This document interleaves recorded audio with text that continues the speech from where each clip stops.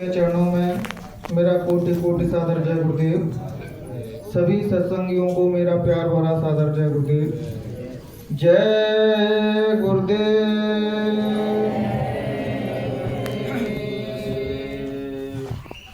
संत कबीर साहब कहते हैं, साहब का घर दूर है, लंबा पेड़ खजूर, चढ़े तो चखे राम रस, गिरे तो चकनाचूर।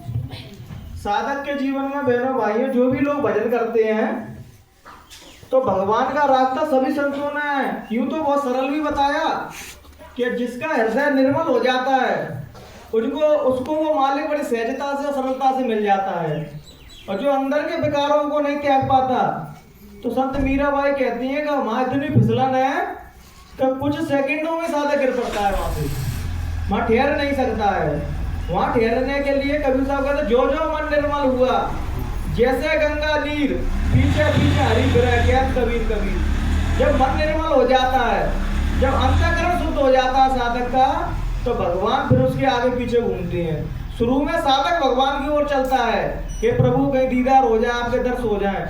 जब साधक के अंदर वो सरलता, वो अच्छाई, वो मानवता, मानवीय गुण उसके अंदर आने लगते हैं, अध्यात्म चिंतन करने लगता है वो, और धीरे धीरे अपने अध्यात्म चिंतन को वो रोज सुबह शाम भजन करता है, तो धीरे धीरे मालिक से इतनी नजदीक हो जाती है कि जो वो कह देता है वो सिद्ध हो जाता है। अपन कहते नहीं फलाने महात्मा ने वो बात कही, वो सिद्ध हो गई।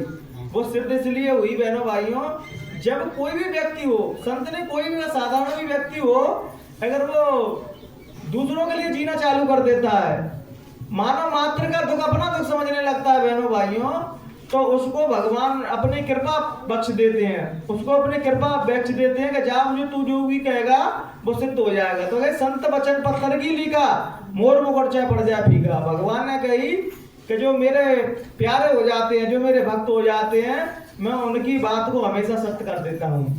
एक गोस्वामी जी के जीवन से एक कहानी मिलती है कि संत भगवान से बड़े कैसे होते हैं। भगवान खुद उनको, संतों को अपन से बड़ा दर्जा देते हैं। एक बार बहनों भाइयों क्या हुआ कि एक बार गोस्वामी जी रामायण पढ़ते थे रोज, और रामायण पढ़ने के बाद वो गांव में भिक्षा मांगने के लिए जाते थे कि कोई भिक्षा दे दे, तो शाम को रोटी मोटी बना के और वो खा पी के सो जाते थे। तो एक बार वो क्या है कि वो रामायण पढ़ के फिर भिक्षा आवंटन के लिए चले गए, तो उनको एक सेठ जी मिल गए। तो सेठ जी मिल गए तो बोलने कि महाराज हमने सुना है तुम्हारी राम जी से बहुत नजदीकियां है, तुम रामायण पढ़ते हो तो राम जी कुछ सुनने आते हैं तुम्हारी रामायण को। तो बोलने के नहीं, ये तो सब भगवान की कृपा की। भक्त से कोई कहेगा ना कि तुम भगवान हो गए, तो भक्त कभी अपने आप को भगवान नहीं कहते। कोई भी महापुरुष कभी अपने आप को महापुरुष नहीं कहते। अगर जो कह रहा है अपने मुंह से कि मैं महापुरुष हूँ, तो इसका मतलब बहनों भाइयों वो महापुरुष नहीं है। अगर कोई जो कह रहा है कि मैं ब्रह्म ज्ञानी हूँ, इसका मतलब उसको ब्रह्म का अता पता भी नहीं है, तभी वो कह रहा है कि मैं ब्रह्म ज्ञानी हूँ। जुड़ने के बाद कहने वाली भावना खत्म ही हो जाती है साधक के अंदर से कि मैं कौन हूँ। ये वो कहते हैं जिधर देखता हूँ उधर तू ही तू नजर आता है। भक्त लोग ये कहते हैं कि मेरा तो मुझ में वजूद ही खत्म हो गया, मैं तो बचा ही नहीं हूँ। मैं तब तक कह रहा हूँ तुम्हारे अंदर वो अहंकार बैठा, तब तुम कह रहे हो कि मैं। तो उन्होंने कहा नहीं महाराज ऐसा कुछ नहीं है, तो भगवान की कृपा है तो वो सुनने आती है। तो उन्होंने कहा ऐसा करना महाराज जी, भगवान से पूछ के ये बता देना मेरे जीवन में संतान का सुख है या नहीं। तो नहीं ठीक है, इसमें क्या बड़ी बात है, मैं शाम को रामायण पढ़ूंगा, भगवान जी आएंगे, मैं पूछ के बता दूंगा कि भैया सेठ जी के जीवन में संतान का सुख है या नहीं। तो उन्होंने रामायण पढ़ना चालू की, भगवान राम आ गए। तो नहीं भगवान को ऐसे ऐसे सेठ जी ये पूछ रहे थे कि हमारे जीवन में संतान का सुख है या नहीं। तो भगवान जी ने कहा कि मैं भी पूछ के बताता हूँ ऊपर। तो उन्होंने बाहर खाता देखा, वो डायरी मारी सब देखी, तो उन्होंने कहा जन्म में क्या 7 जन्म में पुत्र सुख है ही नहीं है। तो गोस्वामी जी ने जाके सुबह जैसे ही गए भिक्षा आवंटन के लिए, उन्होंने बोल दिया कि महाराज भगवान जी ने कह दी कि आपके जन्म क्या 7 जन्म तक पुत्र का सुख नहीं है। तब जब ना ये भगवान ने कह दी तो भगवान की बात को कौन मिथ्या कर सकता है। अब यहाँ बात ये सिद्ध होती है कि भगवान की बात को सिद्ध मिथ्या साबित करने की शक्ति केवल सदगुरु में और महात्मा में होती है। भक्तों के लिए कोई कायदे, कोई कानून, कोई नियम नहीं होते बहनों भाइयों। तो कुछ समय बाद क्या हुआ, जब वो गए उनसे मना कर दी कि नहीं महाराज, वो भगवान ने मना कर दी कि आपके जन्म में 7 जन्म तक पुत्र की सुख नहीं है आपके जीवन में। तो फिर क्या हुआ कि 1-2 साल बाद एक फकीर निकले वहां से, एक संत। तो चिल्लाते हुए जा रहा है, जो मुझको एक रोज रोटी खिलाएगा उसको एक पुत्र होगा, 2 रोटी खिलाएगा उसको 2 पुत्र होंगे। तो वो राजा सोचने लगा कि जब कोई लुटेरा है, भूखा है, भूखा नंगा है, तो खाने के लिए कह रहा है कि 1 पुत्र हो जाएगा, 2 पुत्र हो जाएंगे। भगवान ने कह दिया तुझे कंधे कर देगा पुत्र। अब वो तो फकीर थे, मौज में थे। अब वो ये चिल्लाते जा रहा है कि 1 रोटी खिलाएगा उसको 1 पुत्र होगा, 2 रोटी खिलाएगा उसके 2 पुत्र होंगे। तो नहीं था भैया, तो झूठ मत बोल, हमें पता है 1 नहीं होंगे, लेकिन तो पेट भर के रोटी खा ले, लेकिन झूठ तो मत बोल कम से कम। तो पेट भर के रोटी खा ली तो संत क्या कह गए, जो तृप्त हो गई उनकी आत्मा, क्या अपना 1 होंगे ना 2 होंगे ना 3 होंगे, अब 4 होंगे तुम्हारे, क्या क्या, और वो चले गए। अब वो बाबा क्या वो सत्य मानेगा जब तुम्हारे सपने में आगे भगवान जी कह देंगे कि नहीं अब तुम्हारा जीवन में सुख नहीं है, तो संत की बात भी मिथ्या लगेगी। क्या भाई भगवान ने कह दी तो संत की बात कैसे हो सकती है। कुछ समय बाद बहनों भाइयों ऐसा ही हुआ, 1 नहीं 2 नहीं 4 वो राजा के पुत्र हुए।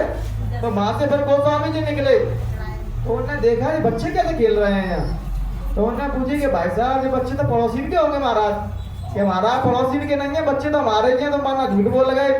और राम जी को भी तुमने गवाही लगा दी है कि राम जी ने कह दी 7 जन्म तक नहीं है। देखो वो फकीर कह गया था और 4 हो गए। तो गोस्वामी जी को बहुत दुख हुआ कि मेरी बात भगवान ने मिथ्या साबित कर दी और झूठ, भगवान ने मुझसे भी झूठ बोल दिया। तो वो जाके और गुस्से के मारे रामायण पढ़ रहे थे। आज तो भगवान से लड़ाई करने का वो था मन, कि आज भगवान आएंगे तो लड़ूंगा मैं उनसे, कि तुमने झूठ क्यों बोला मुझसे। तो उन्होंने रामायण पढ़ी, भगवान आए तो उन्होंने कि भगवान तुम भी झूठ बोलते हो। तो भगवान ने कि मैंने झूठ नहीं बोला, जो मैंने कहा वो वैसे ही हुआ। लेकिन जब कोई मेरा भक्त या कोई संत महात्मा मेरे ऊपर पूर्ण विश्वास रखते हैं, मेरा सच्चे हृदय से भजन करते हैं, मैं उनकी बात को सिद्ध करने के लिए भी अपनी बात को मिथ्या साबित कर देता हूँ। तभी वो बात कहेगी कि संत वचन पत्थर की लीगा, मोर मुकुट जाए पड़ जाए फीका। अगर गोस्वामी जी आप ही बोल देते तो मैं आपकी बात को भी सिद्ध कर देता, लेकिन आपने बोला नहीं और उसने वो मौज में था फकीर, उसने बोल दिया।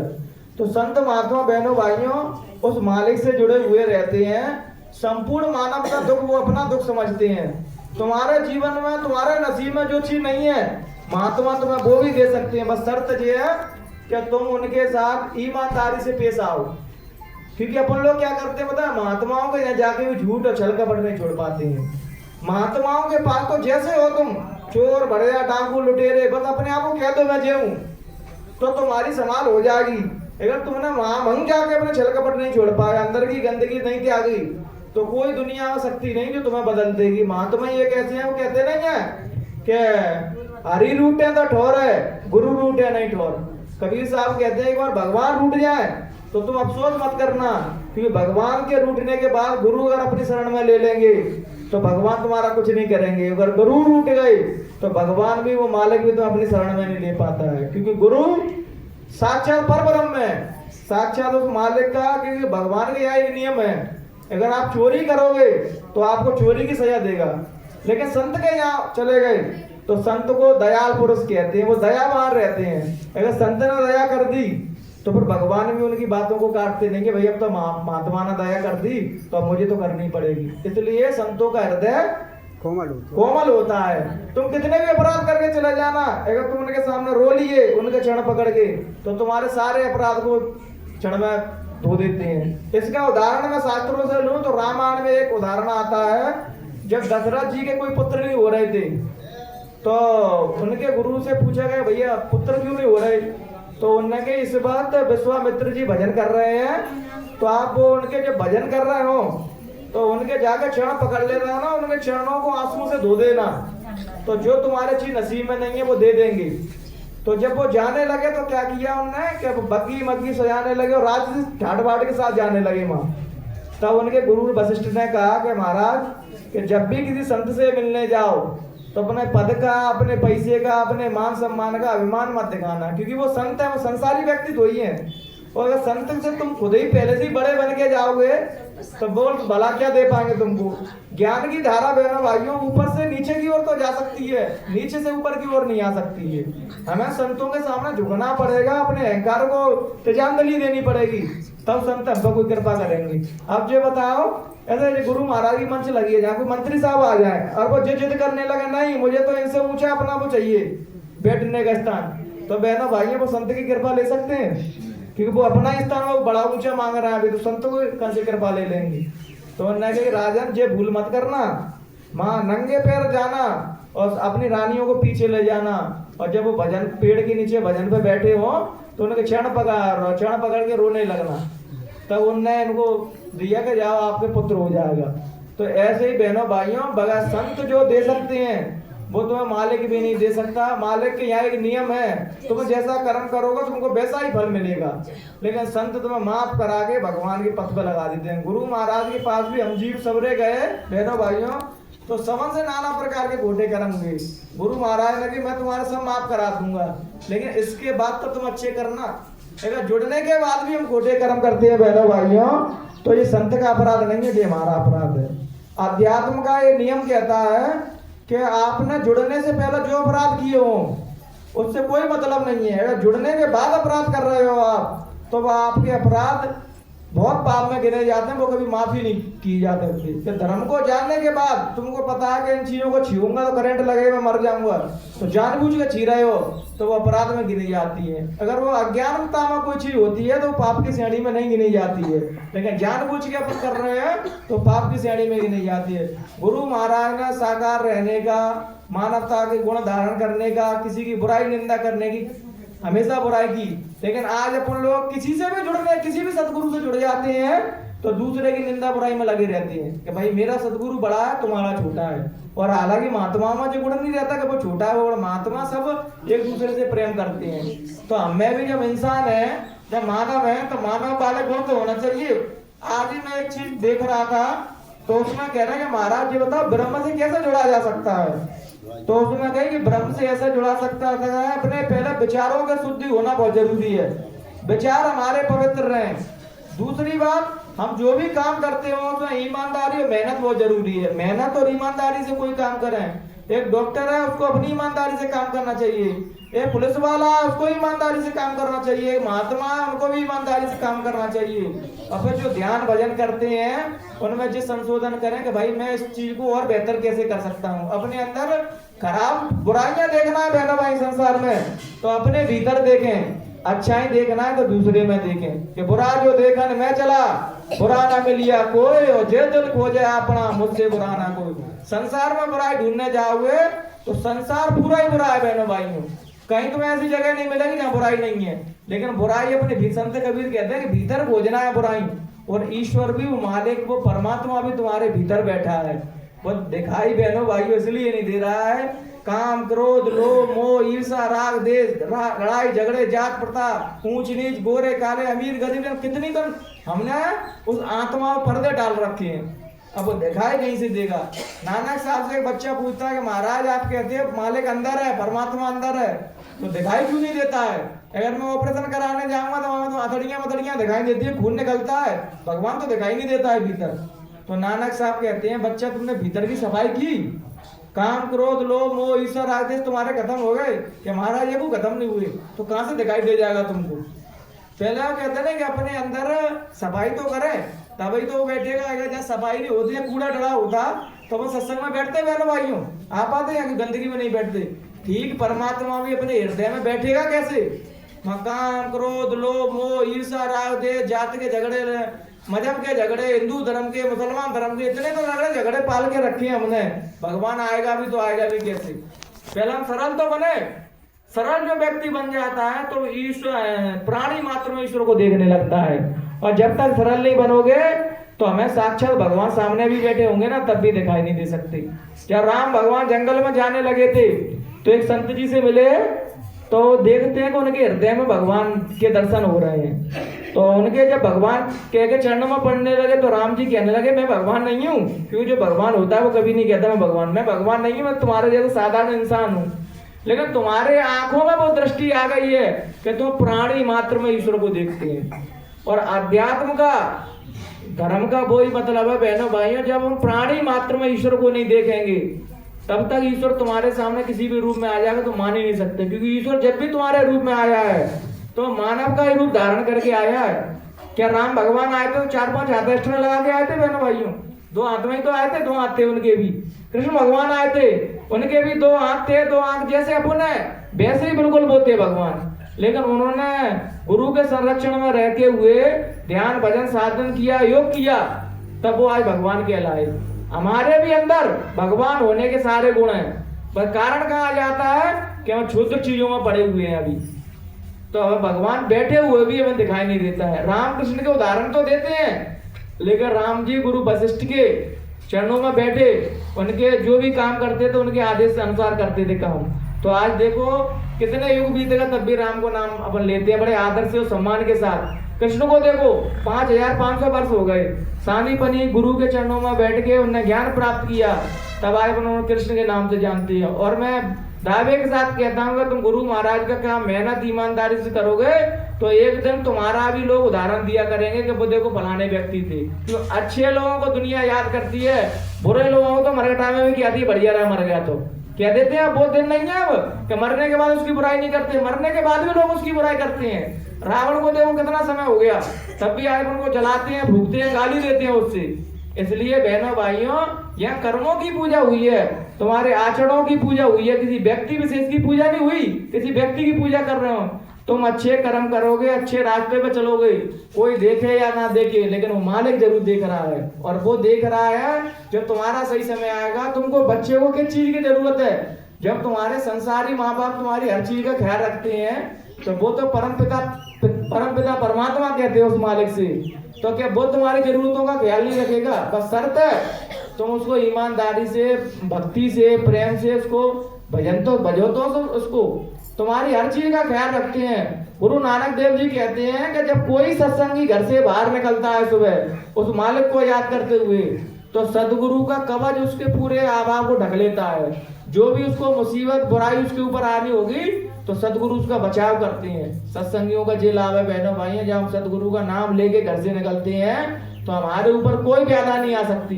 लेकिन शर्त ये है कि हम जिससे भी जुड़े हों तो ईमानदारी से जुड़े हों। जे नहीं तो ऊपर से बोल रहा है कि जय गुरुदेव राम राम और कृष्णा कृष्णा, और अंदर से कहेगा मुंह में राम बगल में चुरी। अगर ऐसे काम करोगे बहनों भाइयों, ये मत समझना कि मेरा गुरु मुझको मथुरा आश्रम से देख रहा है या ग्वालियर आश्रम से देख रहा है या यहाँ से देख रहा है। तुम्हारा गुरु सर्वज्ञ है, तुम्हें हर जगह देख रहा है वो। और कहते हैं खोटे कर्म तो मकानों के अंदर करते हैं और बाहर धर्मात्मा बन जाते हैं। तो ऐसे आदमियों को भगवान कभी माफ नहीं करते। जो अंदर बाहर एक से हैं उन्हें भगवान देखते हैं कि वो कहते नहीं भगवान के यहाँ तो बस एक ही नया चलता है, सत्य की विजय होती है और झूठ की पराजय होती है, हमेशा से होती आई है और आगे भी नहीं रहेगी।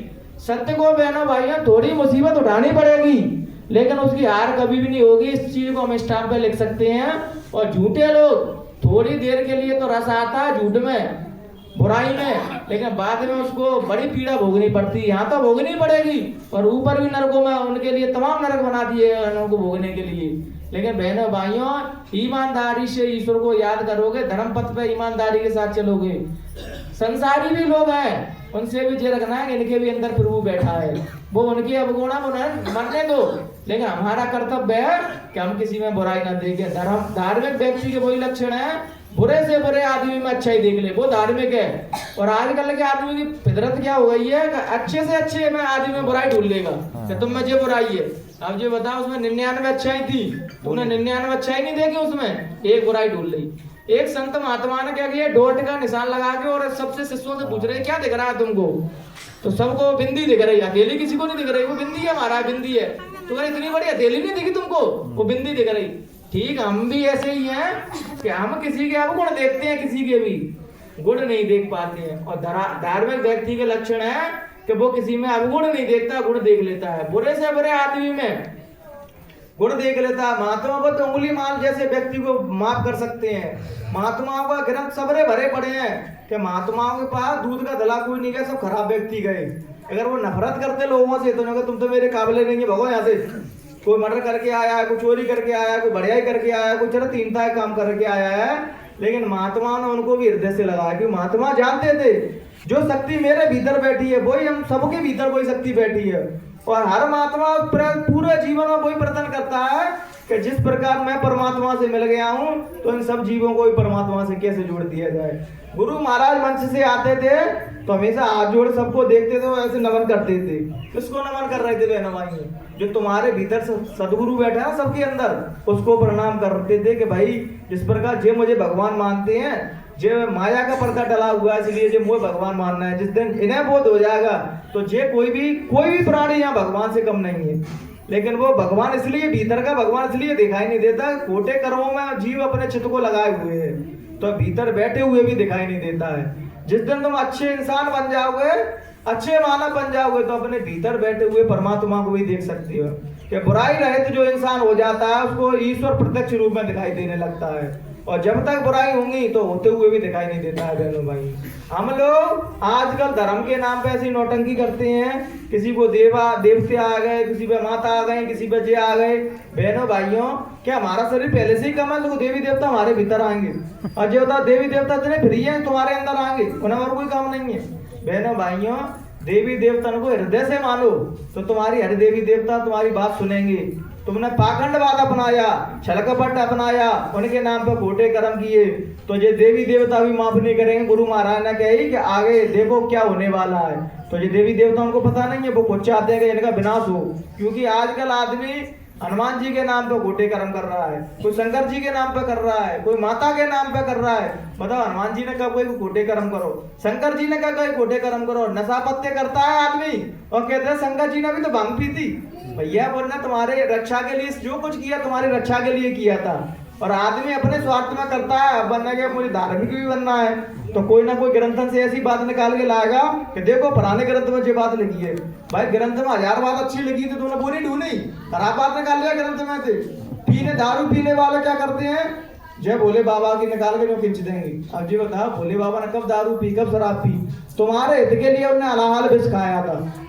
हनुमान जी ने तुम्हारे हित के लिए पता नहीं क्या क्या किया, और आज भी तुम्हारी मनोकामना पूरी कर रहा है। तभी तो हनुमान जी कहते हैं भाई मंगल को मेरे यहाँ चोला चलाने आ जाते हैं और खुद को दारू मांस खाता है, और मैं हनुमान जी को मानता हूँ। भाई किसी को मानो, हमें कोई प्रॉब्लम नहीं है, ना हमारे किसी सत्संगी को किसी प्रॉब्लम है कि तुम देवी देवता को मानते हो। भाई उनको ईमानदारी के साथ मानो, क्योंकि देवी देवता भी तो 24 घंटा मॉनिटरिंग करते हैं, वो देखते हैं तुम क्या करते हो। भगवान को कुछ नहीं चाहिए, भगवान को तुम्हारे सच्चे विचार और सच्चे भाव चाहिए बस।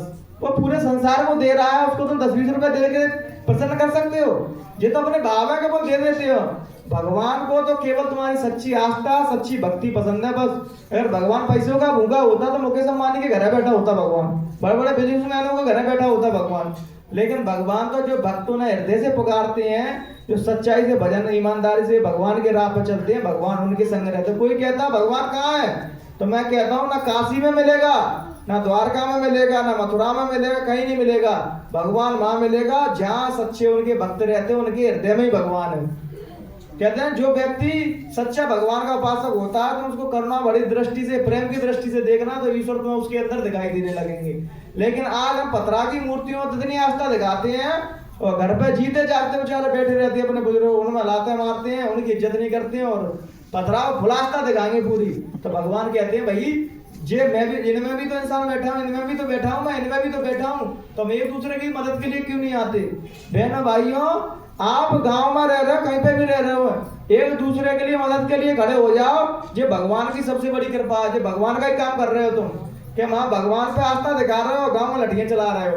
तो ऐसा भजन कोई नहीं माने रखता। बहनों भाइयों, प्राणी मात्र के लिए उसके सुख दुख में खड़े हो जाओ, तुम उसके लिए भगवान बन जाओगे। दूसरों के लिए जीना तो सीखो बहनों भाइयों, तो देखो भगवान तुम्हें कहाँ पहुंचा देगा। मरघट पे एक बात लिखी कि मेरे आगे तो एक दिन भूखा मर के तो देख मेरी याद में, तुझे अन्न से ना तेरे भंडार ना भर दूं तो कहना, मेरे लिए कुछ सहके तो देख, मेरे लिए दो शब्द सहके से, फिर देख तुझे सम्मानों से ना भर दूं तो कहना। भगवान के लिए पहले हम कुछ करें तो फिर देखो भगवान हमारे लिए क्या करता है। बस इन्हीं शब्दों के साथ बहनों भाइयों हम अपनी वाणी को यहीं विराम देते हैं। अब मार साहब आए हुए हैं, तो अब आगे का सत्संग मार साहब देंगे। बहनों भाइयों, अगर किसी भी हमसे कोई गलत बात निकल गई हो हमारे मुख से, तो हमें अपना बेटा छोटा भाई समझ के, हमें अपना नाती समझ के माफ कर देना। जय गुरुदेव।